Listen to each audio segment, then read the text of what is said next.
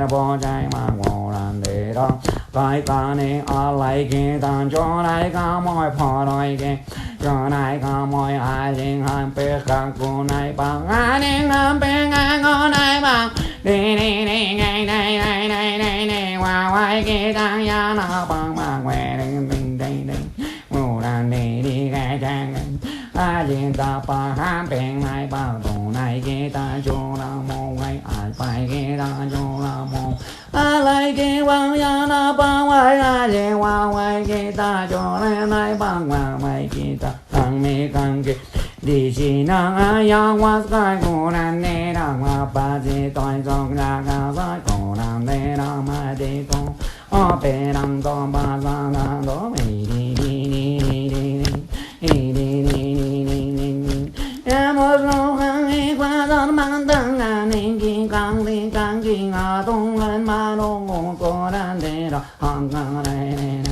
đi đi đi. All right. So we have 45 minutes before your taxi comes. Okay. Perfect. So I think it will be fine enough to chat. Yeah. I'm just waking up here with my cocoa tea. It's early still, isn't it? Did you have a good night's sleep? How do you sleep after the night usually? It takes me a while to get to sleep. And then when I get to sleep I pass out, but I wake up pretty early. So this morning it was 5:30 that I was up. So So yeah, it's a bit early. I just want to sleep about it. Yeah, really. Alright, well, so let me introduce you. Okay. Why don't you do yourself? Introduce myself. Uh-huh. Okay. My name's Rosie. I am an Australian originally, but I haven't lived in Australia for quite a few years. I've been moving around the world, which has been amazing. And this is my first time in Peru, and it's been an incredible journey so far. So, would you share with people about your professional skydiving Yeah. career? So I've been working in the skydiving industry for about, I've been skydiving for about 10 years and working in the industry for I think about 7. It's an incredible job. It's amazing to spend so much time in the sky. But it's very fast paced and you're always sort of moving on to the next thing, whether it's the next style of jumping, the next country you're going to move to or anything like that. So it's been difficult for me anyway to just slow down. Yeah, just to relax. Yeah. So how many times you jump from the plane? I've done about 3,000 jumps. So you're actually counting? Not very well. How you know that? Well, I try and, so I log them in a logbook. I just have a bad habit of not logging them every day. So I usually kind of have to guess at the end of the month sometimes. Yeah, it's more than a drunk Huachuma, you know. So it's a lot. I can appreciate the number.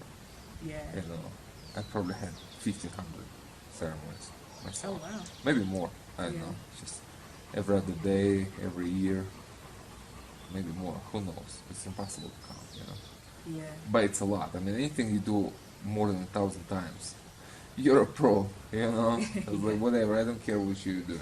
If you're a carpenter and you did like 1,000 cheers, Yeah. you know, you're a professional. You know, Yeah. so there's something to learn from you. So, you know, I had a guy here from Australia, beautiful hummingbird. His name was Michael, a young guy. So he was sharing with me that he was jumping from the airplane too, like 164 jumps. It was back then, like 2017. Probably more now, although I don't know, with the Australian madness, there's no planes, there's the jumping, and then you just locked down in your house, you know, watching videos about people doing that. But anyway, that's what he had back then. And we were talking about this in the ceremony, and I asked him, like, why are you doing this? That was the point of this, you know. Because it seems to be the most unnatural thing for a human being to fly from the sky, Yeah. to push yourself off the airplane and just drop like a rock to the ground. It's just like not natural thing to do. So why would you do that? Why would you risk your life each time you do that? For? I And think, he said, no, sorry, I just Sorry. shared what he said, and let's see if you confirm that. okay. And he said, it's all about that minute. Mm-hmm. It's all about just 1 minute of free fly, just being freedom, free in the sky, out of your mind, just dropping like a rock. And I felt like, man, that's really worth it. I mean, a minute of freedom you're risking your life for. It wasn't really a judgment. It just was my contemplation of this from my perspective of what freedom is and how differently you can achieve that in a much safer way. But of course, I understand the thrill and adrenaline and all that what's happening in the sky. Although I've never been there, I never jumped from the airplane, so I can't really know what it is unless I do it. But just kind of intellectually, like thinking about this, it's really what it is. It's just that sense of freedom from thoughts, freedom from your mind, just freedom from everything, just being kind of suspended in space for a little while, So maybe you can confirm that, or what is your Yeah. feeling? Like, why did you do this? I definitely agree with Michael that that minute is incredible, because during that minute, the minute of falling, but even under canopy when you're coming down a lot slower, your mind is really free. You're just present, you're in the moment, you're not worried about the bills you've got to pay, relationship issues, job worries, anything like that. You're just in the moment and free and feeling a lot as well. So I definitely agree with that. As to why I sort of started that route, it was because of I just did it once to see what it was like and felt that incredible feeling, and then I was really excited for the challenges that it brings. And the challenges don't stop coming, so once you've done it 100 times, you've still got some more challenges. Once you've done it 1,000 times, you've still got more challenges. You can keep pushing yourself to find new things to do, which is pretty amazing. But on the flip side of that, the few minutes of pure freedom, that relies on so many external factors, as in you've got to have, good weather, you've got to have the money to do it, you've got to have the time to do it. So I found that I was kind of hitting a point where I wanted to free my mind and completely relax. But if for whatever reason I couldn't jump, lockdown, couldn't jump, there's all these reasons, injuries, you can't jump, so then you're sort of stuck wanting that feeling and not being able to get it. And So what do you do? well, that's actually the reason that I sort of started the plant medicine journey, because I really want to be able to connect with myself and actually manage to get that expansive mind, get that... While still laying on the ground. Exactly, Yeah. yeah. No broken necks. No. So what was your beginning with plant medicine? My beginning was an ayahuasca retreat in the jungle in Peru with Morosa Healing Center, and that was incredible, very transformative. So it's also, ayahuasca is very different to Huachuma in that it's very busy. I'm sure you know all this, but I found it very Like skydiving. busy. It Very is, fast. yeah, a lot of things coming at you all at once. She's fast. A lot of information that you don't really have time to even process because then the next thing's coming. And it was really enjoyable for that reason. But then after that, I felt like I needed something a little bit calmer to ground me a bit more. So that's why I decided to turn to Huachuma and see how that helps. So how did it go? It was amazing. I found that it actually, because my ayahuasca retreat was only a couple of weeks ago, so it was actually tying in really well with that. Some of the things that came up in ayahuasca would come up again in Huachuma, but just a little bit slower, and I could spend time with it. I could actually think instead of just have all these things come into my brain. So I could actually think it through, which has helped me a lot. Yeah, that's you nailed that. That's why we do, you know, Huachuma after ayahuasca, when we have ayahuasca. Yeah. Because it's very, they're working together very well. And you need Huachuma to wrap up your ayahuasca journey before you go home. That's Yeah. my recommendation for people, you know. Because when you do ayahuasca and going straight home, you're running a risk to be completely detached from this world. You know, she can detach you from your reality, and then it will be harder for you to integrate that. You know, because the gap between dimensions is so great that it's just hard to breach. You know, and then you just find yourself in your apartment in Washington, you know, wherever, and then you just don't know what to do with yourself because the world that you just experienced is so different, you know, and real. And you just don't know how to make the two of them work together. Yeah. So what Chuma does, you know, it does many things.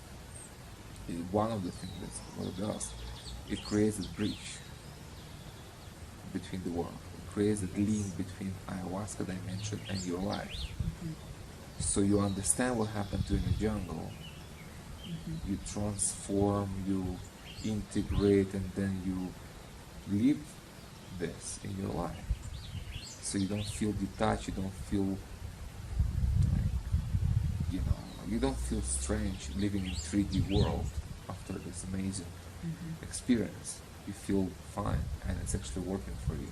You apply all the lessons, and it actually inspires you, invigorates you, and gives you what you came for, you know. So having Huachuma after ayahuasca is absolutely crucial. I personally recommend it always for people, whether they do it here or other places, doesn't matter. But you do ayahuasca, you do Huachuma, then you go home. Then you have two medicines intertwining you, working together, helping you to move through your life with greater clarity, greater vigor, you know. So it actually play out very well for you without knowing. But that's how it works. That's the ancient cycle, you know. People come for ayahuasca and then they find Huachuma. In Peru, many people never heard about Huachuma until they come here, you know. But they find it here because ayahuasca is a gate. So you go through the gate and then she leads you here. It's just the way it works. It's a divine couple dancing a healing tango for thousands of years, you know. So the way it worked out for you, it's actually the best way that you can do it without even knowing. It just happened that way. Yeah, it's meant to be. And now you feel much more at peace with what you're experiencing in the jungle. Yeah. You feel more understanding, Yep. you know. So now you go home full, you know, completed. Yeah. In that cycle, you know, there are many cycles, and whenever you come to the next time, it will be a new cycle, you know. But at this time, at this cycle is completed for now, for the time being. So it's time for integration, for living through, applying the lessons, you know. So whatever you want to share, you know, if you see a correlation between skydiving and drinking medicine, you know, like, is there anything in common in terms of challenge or experience? I find that there's quite a few parallels. It is a bit of a challenge, and it's something that's it can be difficult at times. So I definitely like that about that it's not just always easy and fun, but you have to put some work in to get the reward.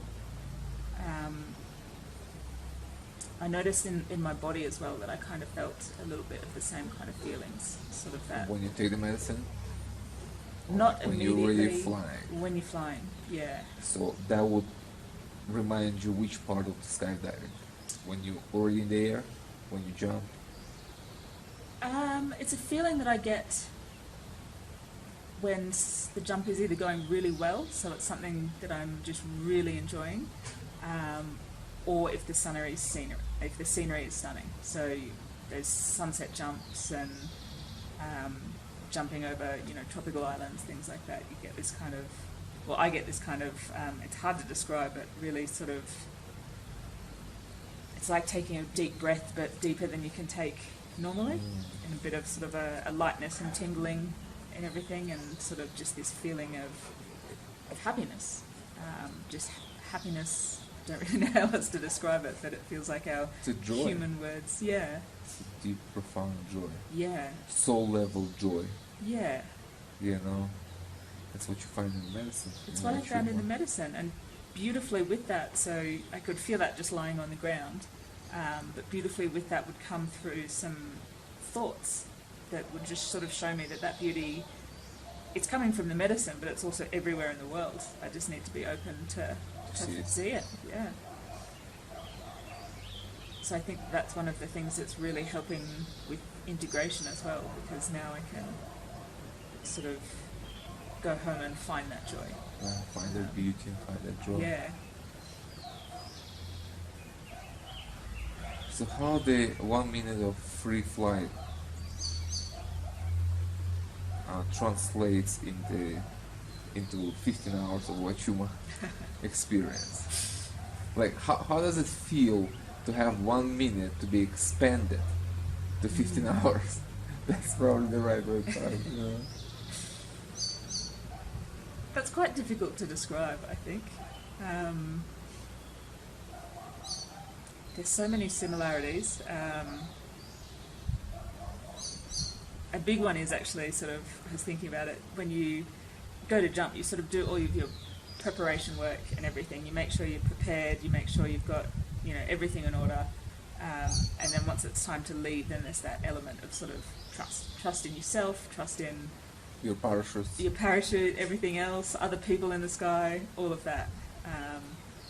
And it's a little bit the same with Huachuma. When you're ready to drink, you've done all this preparation work to come here to know that this is the right thing to do, and then you've just got to drink it and then trust in the medicine, trust in the people around you, trust in the nature that you're in. Just have that trust, and that's quite, I think, powerful, and I really enjoy that about both of the two. Process is the same. Yeah. Different activities, but it's really what it is. Yeah. Trust in the process. Yeah. And then as for the minute expanding, I didn't really sort of notice the time so much. And I think that's because you don't have to notice the time with Huachuma. Obviously, it's a little bit time sensitive in skydiving, because once you hit that 1 minute point, you've got sort of a pretty important job to do. Yeah. You don't open the parachute. Exactly. What happens if you forget? I mean, does it happen that you forget? Like, oh my God, I need to open the parachute, or you just keep it in your mind? You keep it in your mind. Even though you are out of thoughts. Yeah. So one thing that we actually have a few devices that help us with that. So one like thing PPP, is something? Something will beep in your ear at certain times, and when you're getting really low, that beep becomes quite urgent. And if you still completely do nothing, which is not very common unless you've somehow been knocked out in free fall, or if you're a student that's learning and you get a little bit sensory overloaded, there's actually a device that will open up, fire out that secondary, that Plan B emergency parachute. So there is some safety. There's definitely a lot of safety woven in. We've come a long way with technology, which is quite good. So it's sort of a calculated risk. So you can just jump and relax, and you will land eventually somewhere. Kind of. I don't know that I would want to relax and trust too much in those devices. But there's definitely a few safety nets woven in there. Well, it's still a tech. It's not a plant medicine that you can trust fully, What you may trust fully, you just drink, lay down, and you relax. Yeah. Everything will work fine. With the tech thing, I won't be able to relax Exactly. to the same degree, Yeah, technology is amazing, but it still can fail. It's technology. So, is there a moment when you jump, when you just think like, oh, maybe I shouldn't, oh, that's scary, like, or you just like, when you're in a plane, that's it, you're committed. Or when they open the door, then something happens. It's very rare for me that something would happen to make me not feel like I'm ready to go. unless it's an external factor like Weather. weather. That's a big one. If the So it will wind be like a strikes up storm, yeah, or- if a storm rolls through or anything like that, then So strong wind will be a problem, yeah, and It's a how problem that for will landing. create a problem.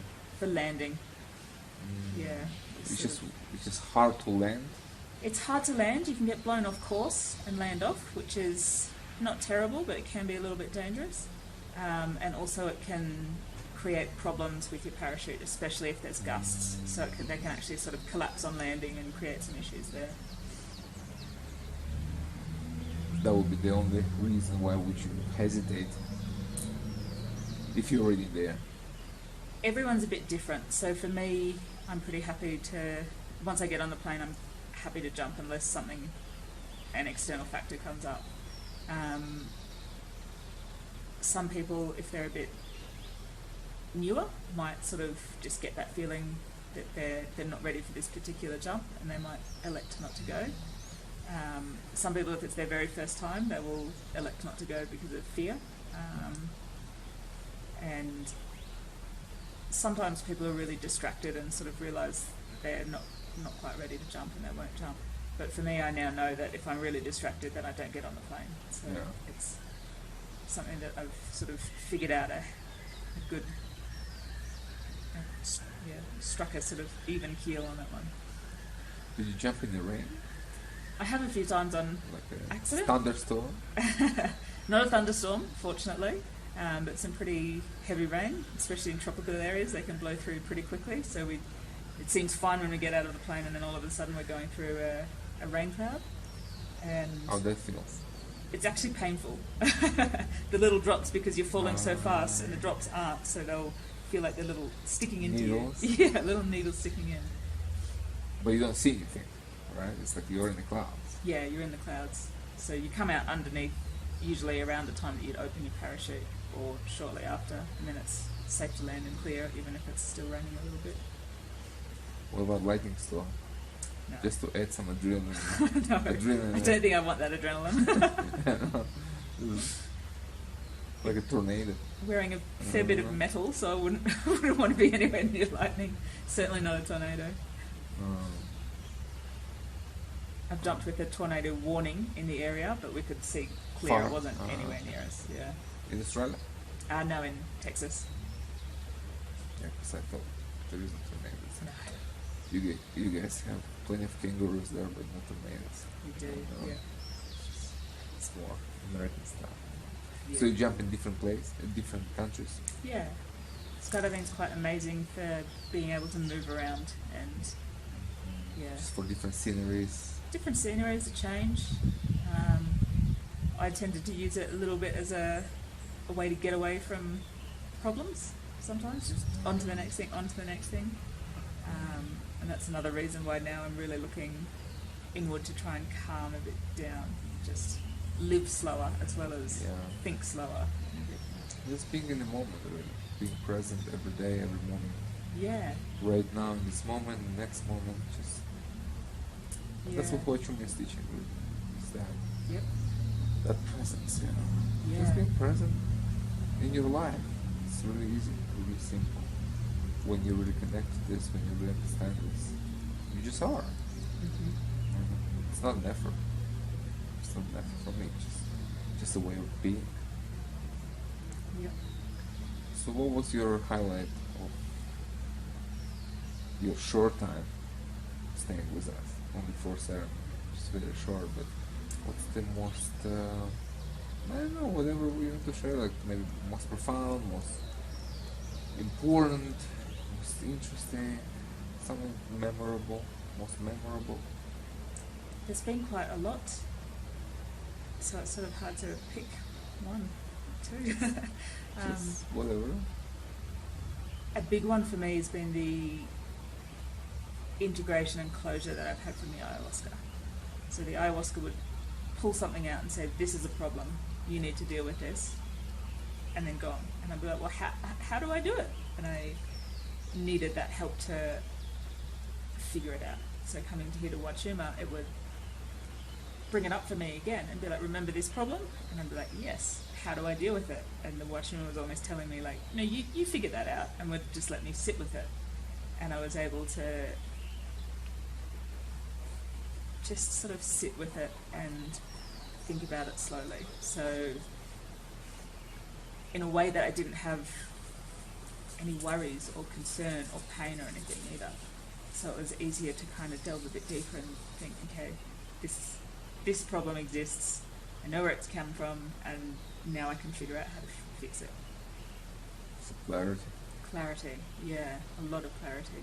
Well, clarity is the second name of Huachuma. I see why. Yep. It's a cactus of clarity. It's a cactus of many things, you know. But clarity certainly. Another huge thing for me as well was to be able to feel and just feel. So it wasn't always pleasant, but for the most part it was just really pleasant feelings. And I've been quite closed off for a while. So to be able to feel was incredible. And then as a result of that, my overthinking really dialed back.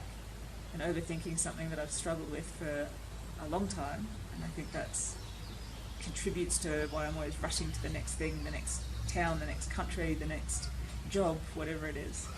So to be able to just feel, relax, just be with yourself. And yeah, that was And quite be okay with it. profound for me. Yeah. That's a very deep healing. Yeah, that's a trauma. Yeah. It's like an old.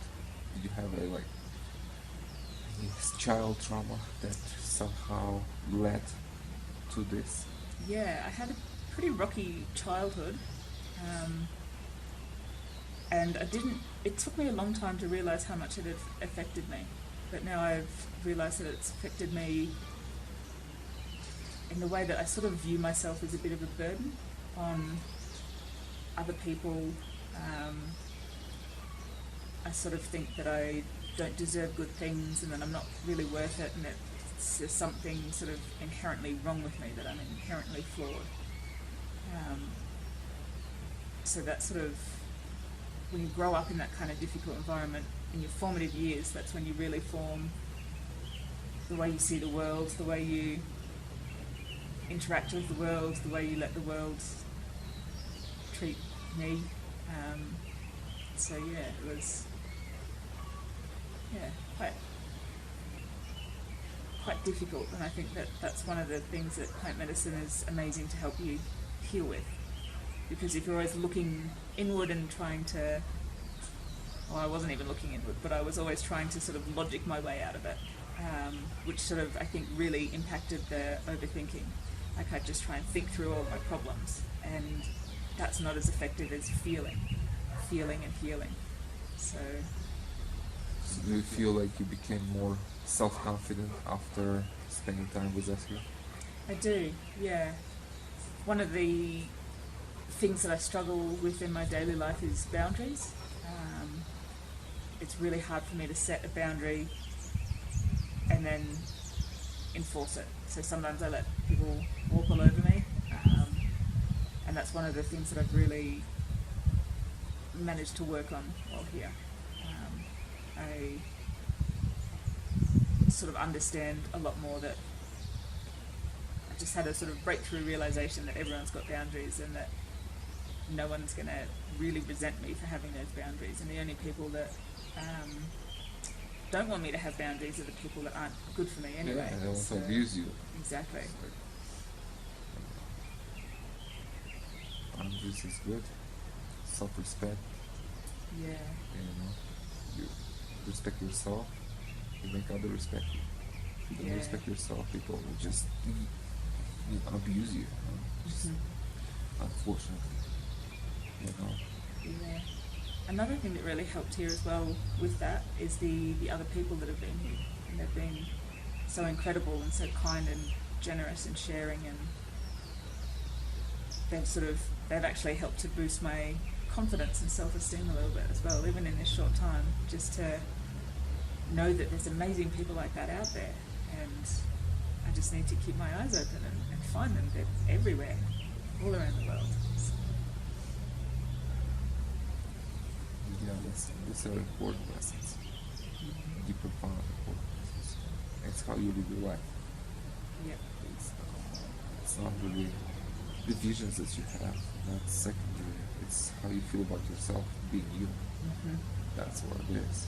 You know, if you walk through this door now, feeling more confident in yourself, more trusting in yourself, more respecting yourself and loving yourself, then that's what this is all about. This is what it is. It's not what you see in the ceremony, really. It's all good, it all has a place, you know.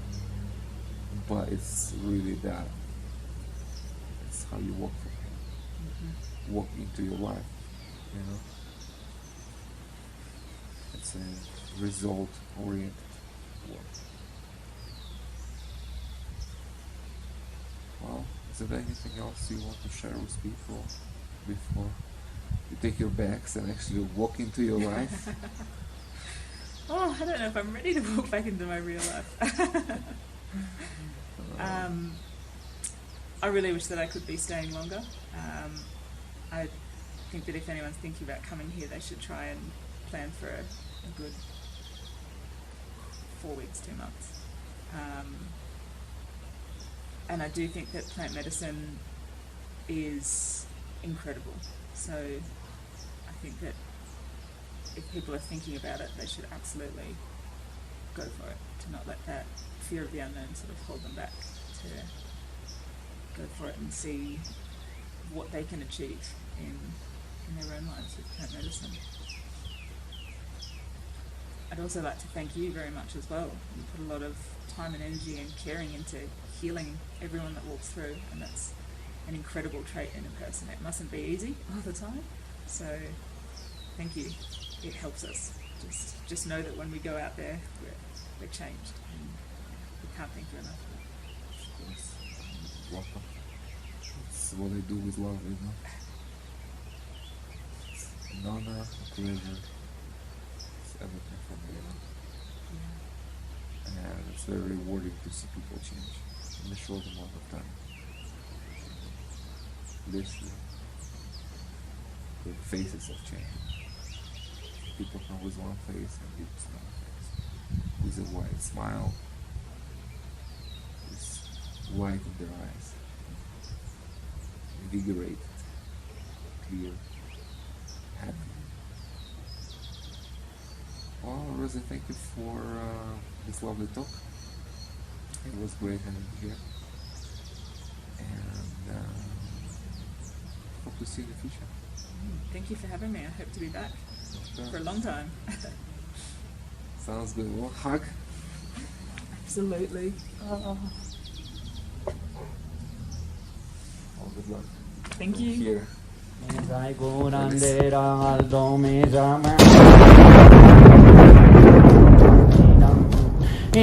Ba ba si toi song la ga ba hai gang gang boy